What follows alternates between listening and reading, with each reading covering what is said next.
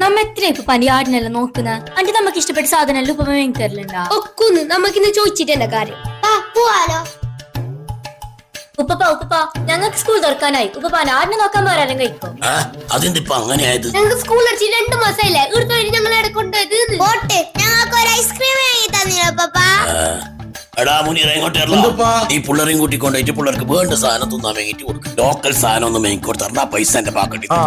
മക്കളെ വേറെ റെഡി ആയിട്ട് പോവാ, നമുക്കൊരു സ്ഥലത്തേക്ക് പോകാനുണ്ട്.